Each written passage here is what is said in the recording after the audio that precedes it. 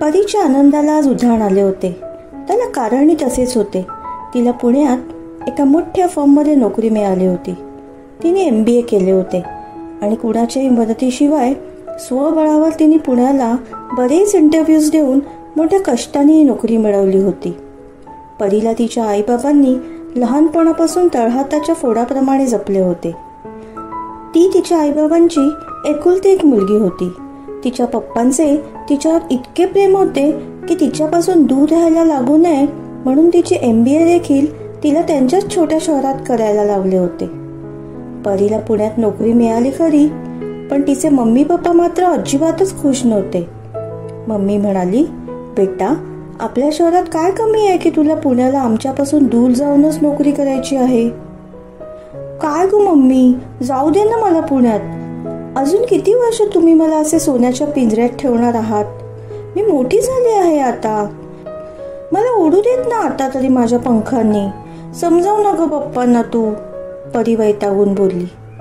परी 23 वर्षाची एक सुंदर तरुणी होती. तिचा गोरा रंग, गोल डोळे, लहान नाक आणि गुलाबी ओठ, ओठावरचा काळा तीळ परीला अधिक आकर्षक बनवत होते. ती आता मोठी झाली होती आणि तिला एकटे राहायचे होते आणि आयुष्य तिच्या पद्धतीने स्वच्छंदतेने जगायचे होते. परीचे पप्पा तिला म्हणाले, परी, आम्हाला तुझ्यापेक्षा आयुष्यात अनुभव जास्ती आहे. अगं, हे जग काही तुझ्यासारखे साधे सरळ नाही. तुझ्यासारख्या भोळ्या बाबड्या मुलीने एकटे पुण्यासारख्या मोठ्या शहरात राहणे म्हणजे सोपे नाहीये बेटा. आमचे ऐक, मी बघून देते ना तुला आपल्या शहरात नोकरी. इथे काय कमी आहे? यावर परी पटकन म्हणाली, पप्पा, मला माझ्या अनुभवांमधून शिकायचे आहे. माझ्या पद्धतीने जग एक्सप्लोअर करायचे आहे. परीच्या पप्पांना तिचा हा युक्तिवाद मान्य नव्हता. ते परीवर जीवापाड प्रेम करत होते आणि तिला त्यांना कुठेही जाऊ द्यायचे नव्हते. शेवटी मग परीच्या मम्मीनीच त्यांना समजावले, अहो, जरा तिचे ऐकून तरी घ्या. इतकी चांगली नोकरी लागली आहे परीला, तर मी म्हणते की जाऊ दे तिला थोडे महिने पुण्याला. आजकाल चांगल्या नोकऱ्या असलेल्या मुलींची लग्न सहज होतात. मग परीच्या पप्पांनी विचार करून तिच्या इच्छेपुढे हात टेकले आणि नवरा बायको दोघेही परीला घेऊन पुण्याला आले. तिथे एका चांगल्याशा गर्ल्स हॉस्टेलमध्ये तिची राहण्याची आणि जेवणाची सोय केली आणि परीला भरपूर सल्ले देऊन दुःखी मनाने आपल्या शहरात परतले. परीला फार आनंद झाला. ती पहिल्यांदाच आपल्या मम्मी पप्पांपासून दूर राहत होती. सुरुवातीच्या काळात तिला थोड्याफार समस्यांचा सामना करावा लागला, पण हळूहळू तिला पुण्यातल्या जीवनाची सवय झाली. तिच्या शहराप्रमाणे ना इथे कुणाची रोकटोक होती ना कुणाची बंधने. परीला मॉडर्न वेस्टर्न कपडे घालायची खूप आवड होती, जी ती आता पूर्ण करू लागली होती. एखाद्या मुक्त फुलपाखरासारखं ती आयुष्य जगत होती. परी मोहितला ऑफिसमध्येच भेटली.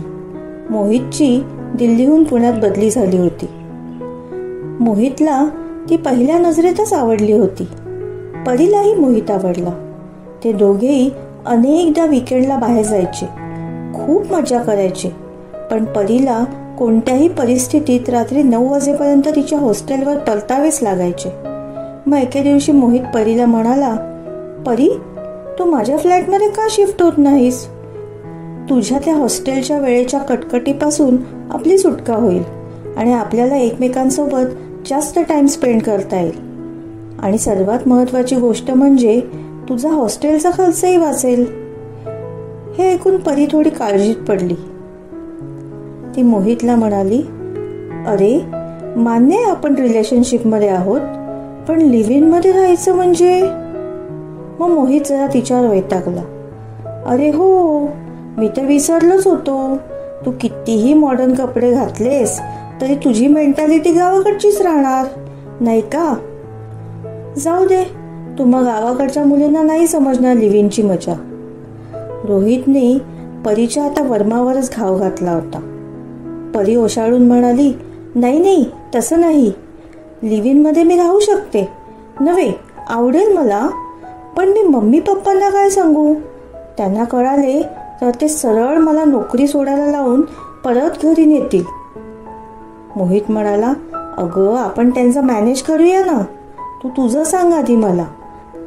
माझ्यावर तुझा विश्वास आहे की नाही, की पुण्यात येऊन पण तुला गावठीसारखेच राहायचे आहे? मोहितचे बोलणे ऐकून परी एकदम गप्प झाली, विचारात पडली. तसेही तिच्या पप्पांच्या कडक शिस्तीमुळे परीला आत्तापर्यंत कोणी बॉयफ्रेंड मिळू शकला नव्हता. त्यामुळे तिला मोहितला सोडायचे नव्हते. म्हणून आठवड्याभरानंतर ती मोहितसोबत शिफ्ट झाली. घरी परीने सांगितले की तिने दुसऱ्या मुलीसोबत वेगळा फ्लॅट घेतला आहे, कारण तिला हॉस्टेलमध्ये खूप गैरसोय होत होती. हे ऐकून परीचे मम्मी पप्पा थेट पुण्याला येण्यासाठी निघाले. त्यांची मुलगी एकटी कुठे राहणार, कशी राहणार ते त्यांना पाहायचे होते. त्यांच्या येण्याची बातमी ऐकताच परी घाबरली आणि मोहितला म्हणाली, आता आपण काय करायचे? मोहित हसत हसत म्हणाला, अरे बघ मी आता काय करतोय ते. थोड्या वेळाने मोहित त्याच्या मैत्रिणीला मायराला घेऊन आला आणि म्हणाला, ही मायरा, तू हिच्यासोबत नवीन फ्लॅटमध्ये शिफ्ट होणार आहे म्हणून सांग. मी तुझ्या आईवडिलांसमोर मायराचा मोठा भाऊ म्हणून ओळख सांगेन. परीचे मम्मी पप्पा आले. ठरल्याप्रमाणे मोहित आणि मायराने भावा बहिणीचे नाटक हुबेहूब वठवले. मोहित मायराचा मोठा भाऊ म्हणून परीच्या आईवडिलांना भेटायला यायचा. परीचे आईवडील आता समाधानी झाले आणि 4 दिवसांनी आरामात आपल्या घरी परत निघून गेले. परी आणि मोहित आता एकत्र राहू लागले.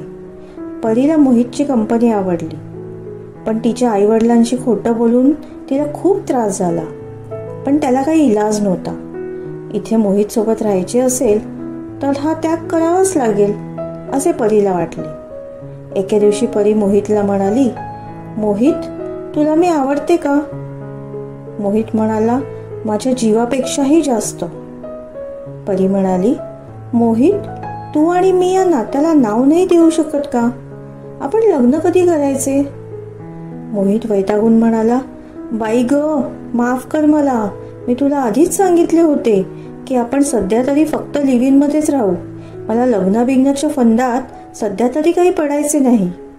मला तुझ्यावर कोणतेही बंधन घालायचे नाही आणि तू देखील माझ्यावर कोणतेही बंधन घालू नये. एकदम मस्त मोलासारखे आयुष्य जगायचे आहे. आणि माझ्या घरी राहून तू पण पैशाची बचत करतेस की, मग मध्येच हे लग्नाचे कुठून आले? असे म्हणत मोहितने त्याचे डोळे मिचकावले. मोहितचा हा स्वर परीला अजिबात आवडला नाही. तिला मोहितचा खूप राग आला. मग त्या दोघांमध्ये 2 दिवस तणाव राहिला. पण पुन्हा मोहितने परीला नेहमीप्रमाणे पटवले. परीलाही आता या नव्या रुटीनची सवय झाली होती.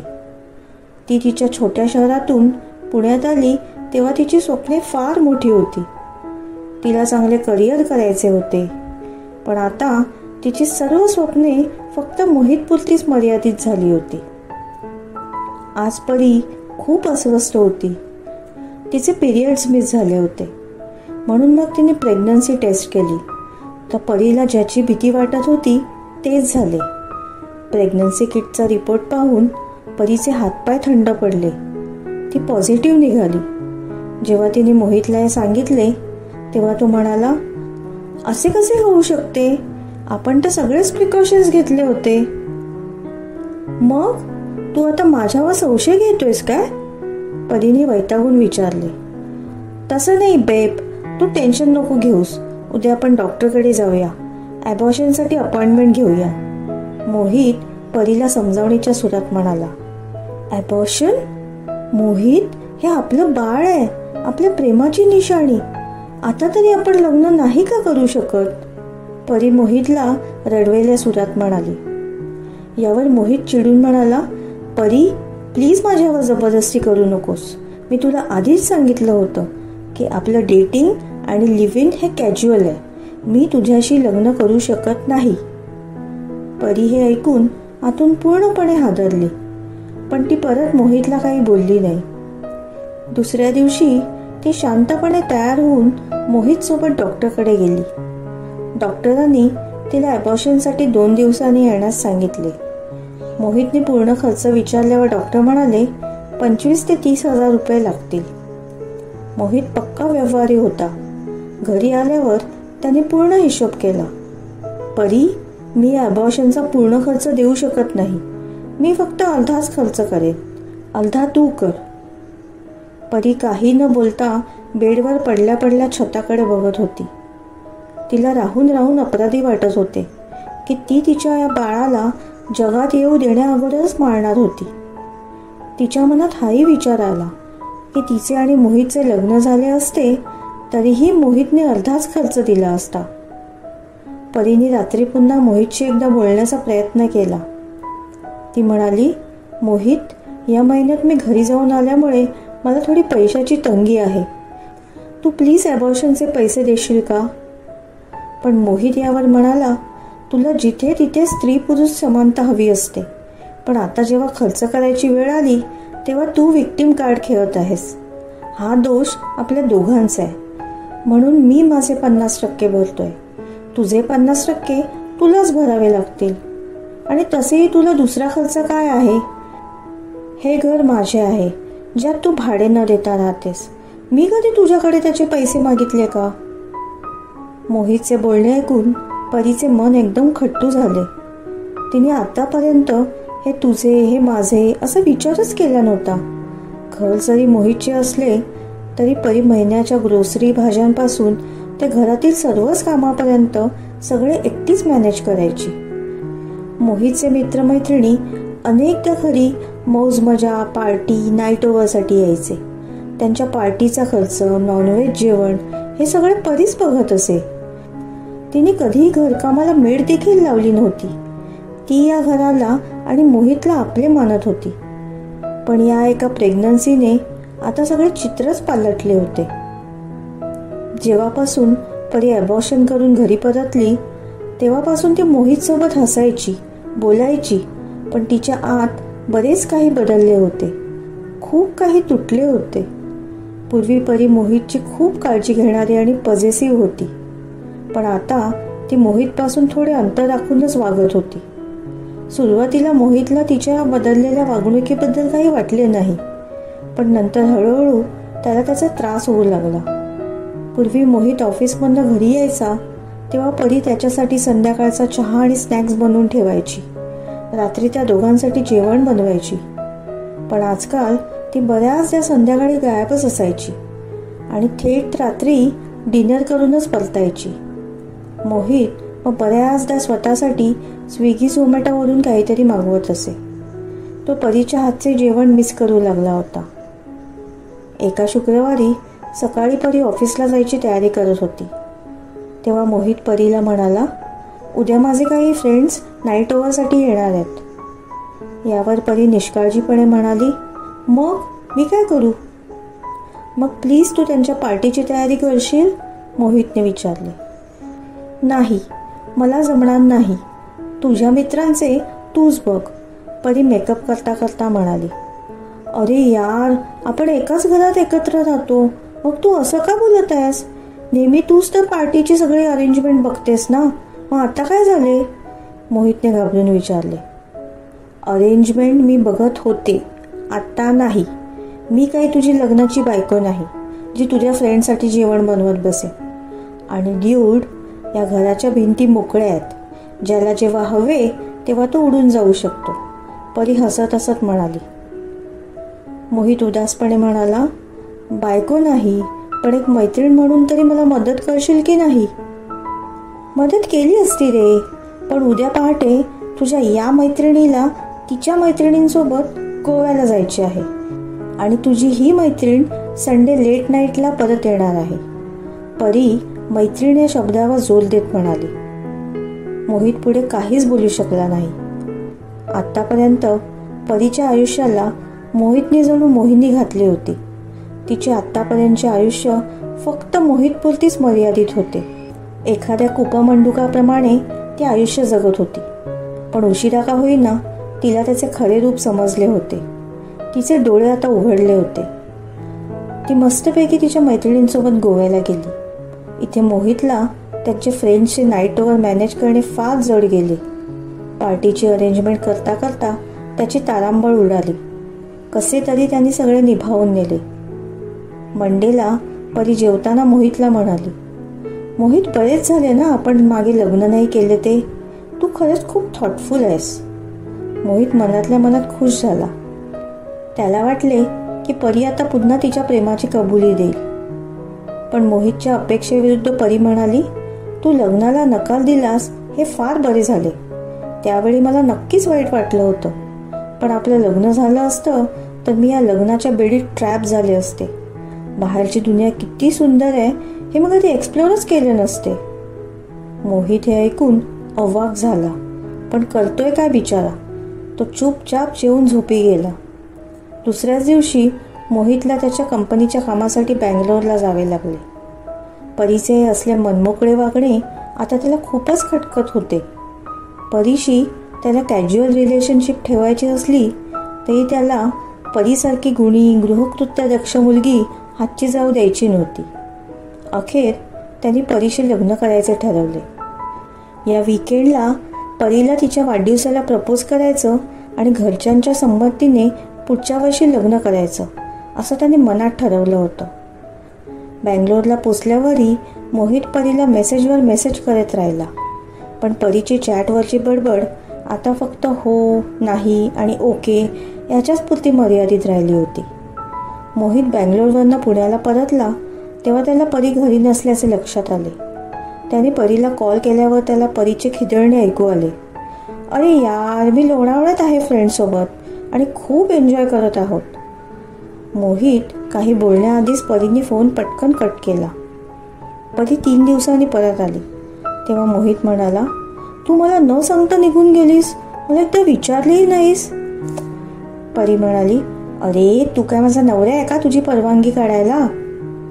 मोहित ओशाळून म्हणाला, नाही ग, मला असे म्हणायचे नव्हते, पण मला सांगून गेली असतीस तर बरे झाले असते. त्यानंतर मोहितला त्याच्या एका जवळच्या मित्राने सांगितले की परी अर्पित नावाच्या एका मुलासोबत लोणावळ्याला गेली होती. हे ऐकून मोहितला फार वाईट वाटले. पण परीशी काय बोलावं तेच कळत नव्हतं. त्याने स्वतःच्या पायावर धोंडा मारून घेतला होता. स्वतःच त्याच्यामध्ये आणि परीमध्ये हा दुरावा निर्माण केला होता. परीला पुन्हा जवळ आणण्यासाठी मोहित धडपडत होता. पण आता परी त्याच्या हातातून निसटत चालली होती. त्यानंतर एके रात्री अचानक मोहितला खूप ताप आला. परीने त्याची खूप काळजी घेतली. 2-3 दिवसांनंतर मोहित पूर्णपणे बरा झाल्यावर आता काही परी आपल्याला सोडून कुठेही जाणार नाही असा विश्वास त्याला आला होता. मोहितने परीसाठी हिऱ्याची अंगठी खरेदी केली. आज मोहित संध्याकाळी लवकर आला होता आणि तो परी घरी येण्याची आतुरतेने वाट पाहत होता. परी घरी येताच मोहितने तिच्यासाठी चहा बनवला. ती हसली आणि चहाचा कप हातात धरून म्हणाली, मोहित, आज काय स्पेशल. मोहित म्हणाला, काही नाही ग, आज मला तुला स्पेशल फिलिंग द्यायचंय. एक छोटंसं सेलिब्रेशन आहे. तुला माझ्या घरी येऊन ते करावं लागेल. परी म्हणाली, तू मला तुझ्या आईबाबांना भेटवायला तुझ्या घरी नेणार आहेस का. मोहित खुशीत येत म्हणाला, नाही रे, मी माझ्या ऑफिसजवळ एक छोटासा फ्लॅट रेंटने घेतला आहे. मी तिथे एकटीच राहणार आहे. आता माझे सारे सेलिब्रेशन्स तिथेच होणार. आता मला माझ्या करिअरकडेही लक्ष द्यायचे आहे. खरं तर हा निर्णय मी खूप आधी घ्यायला हवा होता. परी म्हणाली, मला माहीत आहे की ॲबॉर्शनमुळे तू माझ्यावर अजूनही रागवलेली आहेस. तेव्हा मी तुझ्याशी लग्न करण्यास नकार दिला ही माझी खूप मोठी चूक होती यार. मोहित म्हणाला, अरे नाही मोहित, तू बरोबरच होतास. बळजबरीने मी तुला माझ्याशी लग्न करायला लावले असते तर आपण दोघेही कायमच दुःखी राहिलो असतो. परी म्हणाली, परी प्लीज मला माफ कर. माझे तुझ्यावर खूप प्रेम आहे आणि आपण आता लग्न करूयात ना.